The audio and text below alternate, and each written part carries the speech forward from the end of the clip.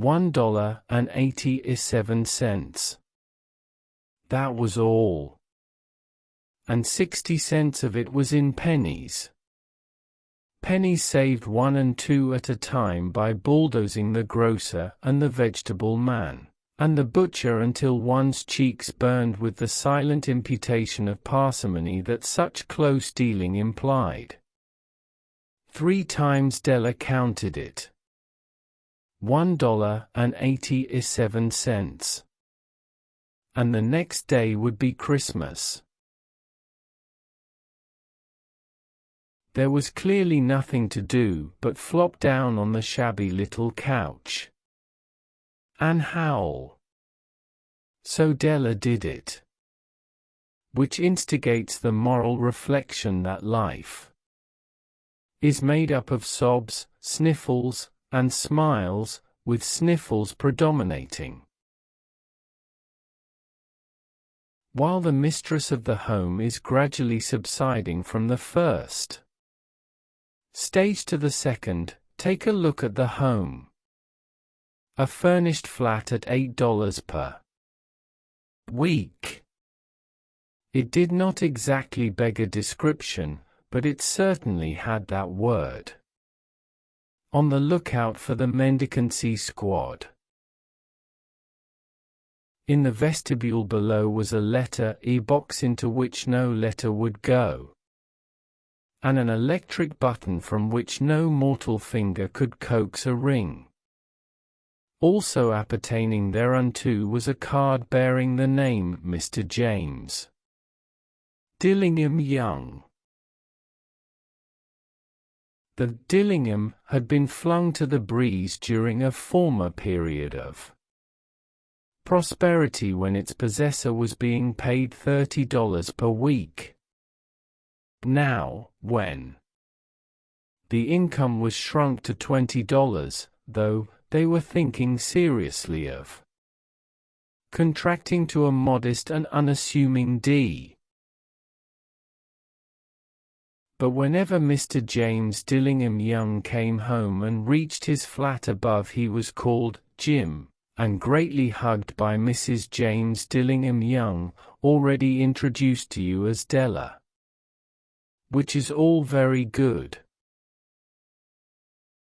Della finished her cry and attended to her cheeks with the powder rag. She stood by the window and looked out dully at a grey cat walking a grey fence in a grey backyard.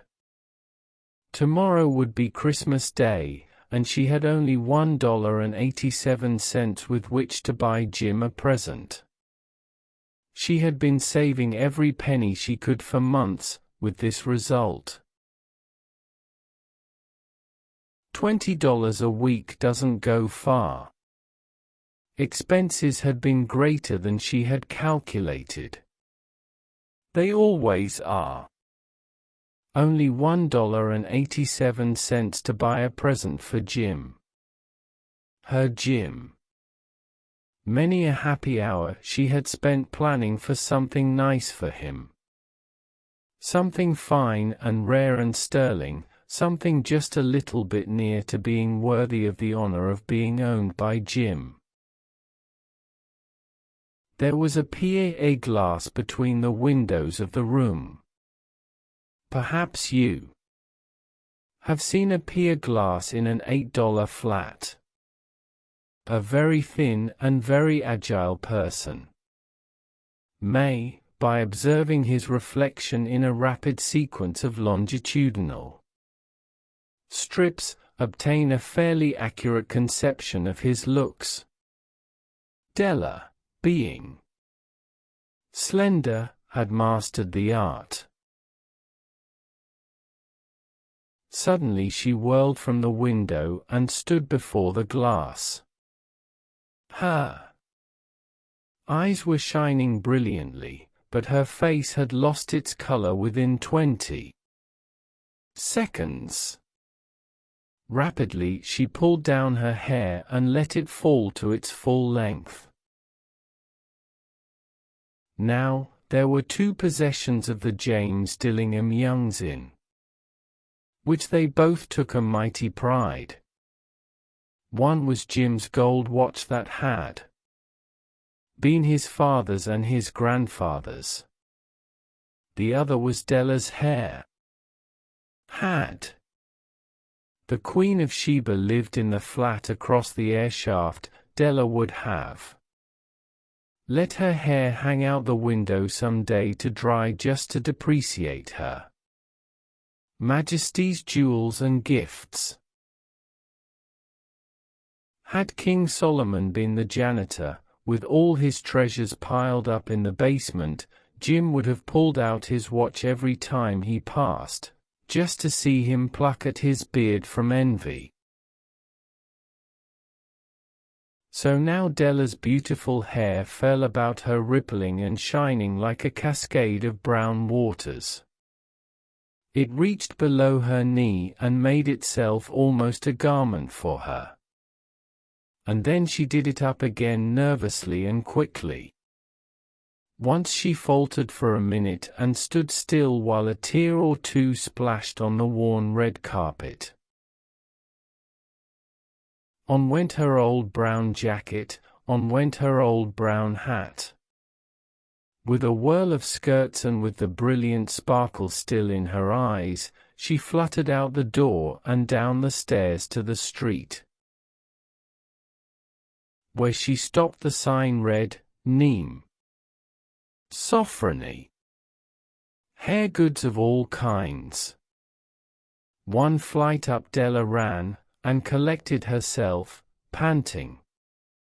Madam, large, too white, chilly, hardly looked the Sophrony. Will you buy my hair? Asked Della. I buy hair, said Madam. Take your hat off and let's have a sight at the looks of it. Down rippled the brown cascade. $20, said Madam, lifting the mass with a practiced hand. Give it to me quick, said Della. Oh, and the next 2 hours tripped by on rosy wings. Forget the hashed metaphor. She was ransacking the stores for Jim's present. She found it at last. It surely had been made for Jim and no one else. There was no other like it in any of the stores, and she had turned all of them inside out. It was a platinum fob chain, simple and chaste in design, properly proclaiming its value by substance alone and not by meretricious ornamentation, as all good things should do. It was even worthy of the watch. As soon as she saw it, she knew that it must be Jim's. It was like him. Quietness and value, the description applied to both. $21 they took from her for it, and she hurried home with the 87 cents. With that chain on his watch, Jim might be properly anxious about the time in any company.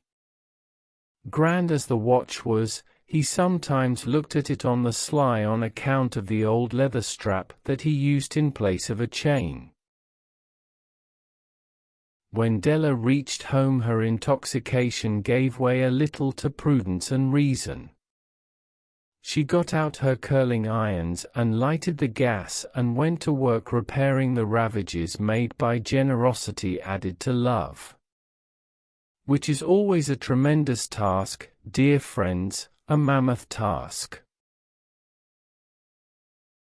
Within 40 minutes her head was covered with tiny, close-lying curls that made her look wonderfully like a truant schoolboy. She looked at her reflection in the mirror long, carefully, and critically. If Jim doesn't kill me, she said to herself, before he takes a second look at me, he'll say I look like a Coney Island chorus girl. But what could I do? Oh! What could I do with $1.87? At 7 o'clock the coffee was made and the frying pan was on the back of the stove hot and ready to cook the chops. Jim was never late. Della doubled the fob chain in her hand and sat on the corner of the table near the door that he always entered. Then she heard his step on the stairway down on the first flight, and she turned white for just a moment.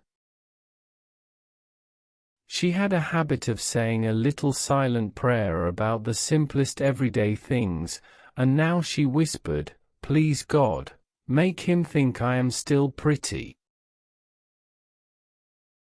The door opened and Jim stepped in and closed it. He looked thin and very serious. Poor fellow, he was only 22, and to be burdened with a family. He needed a new overcoat and he was without gloves. Jim stopped inside the door, as immovable as a setter at the scent of quail. His eyes were fixed upon Della, and there was an expression in them that she could not read, and it terrified her. It was not anger, nor surprise, nor disapproval, nor horror, nor any of the sentiments that she had been prepared for. He simply stared at her fixedly with that peculiar expression on his face. Della wriggled off the table and went for him.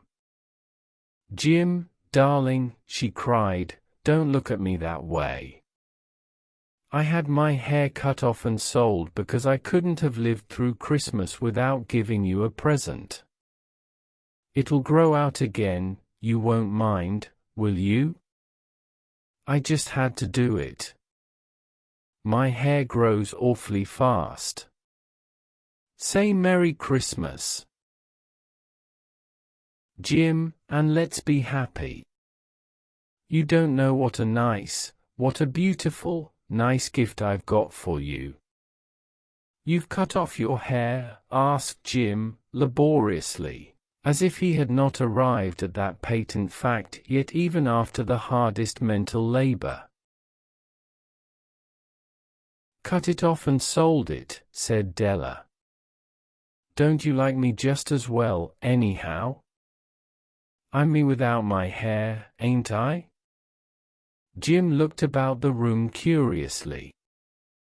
"You say your hair is gone," he said, with an air almost of idiocy. "You needn't look for it," said Della. "It's sold, I tell you, sold and gone, too. It's Christmas Eve, boy. Be good to me, for it went for you.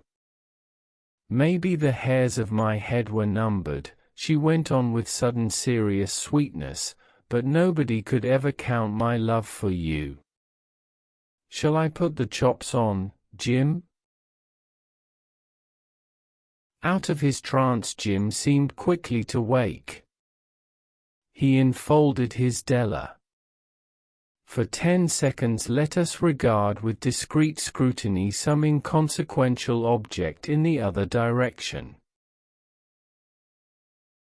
$8 a week or $1 million a year, what is the difference?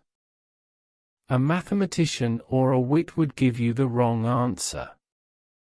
The Magi brought valuable gifts, but that was not among them. This dark assertion will be illuminated later on. Jim drew a package from his overcoat pocket and threw it upon the table. "Don't make any mistake, Dell," he said, "about me. I don't think there's anything in the way of a haircut or a shave or a shampoo that could make me like my girl any less. But if you'll unwrap that package you may see why you had me going a while at first." For there lay the combs, the set of combs, side and back, that Della had worshipped long in a Broadway window. Beautiful combs, pure tortoise shell, with jeweled rims, just the shade to wear in the beautiful vanished hair. They were expensive combs, she knew, and her heart had simply craved and yearned over them without the least hope of possession. And now, they were hers, but the tresses that should have adorned the coveted adornments were gone. But she hugged them to her bosom, and at length she was able to look up with dim eyes and a smile and say, "My hair grows so fast, Jim." And then Della leaped up like a little singed cat and cried, "Oh, oh!" Jim had not yet seen his beautiful present. She held it out to him eagerly upon her open palm. The dull precious metal seemed to flash with a reflection of her bright and ardent spirit. "Isn't it a dandy, Jim? I hunted all over town to find it. You'll have to. Look at the time 100 times a day now. Give me your watch. I want to see how it looks on it." Instead of obeying, Jim tumbled down on the couch and put his hands under the back of his head and smiled. "Dell," said he, "let's put our Christmas presents away and keep 'em a while. They're too nice to use just at present. I sold the watch to get the money to buy your combs. And now suppose you put the chops on." The Magi, as you know, were wise men, wonderfully wise men, who brought gifts to the babe in the manger. They invented the art of giving Christmas presents. Being wise, their gifts were no doubt wise ones, possibly bearing the privilege of exchange in case of duplication. And here I have lamely related to you the uneventful chronicle of two foolish children in a flat who most unwisely sacrificed for each other the greatest treasures of their house. But in a last word to the wise of these days, let it be said that of all who give gifts these two were the wisest. Of all who give and receive gifts, such as they are wisest. Everywhere they are wisest. They are the Magi.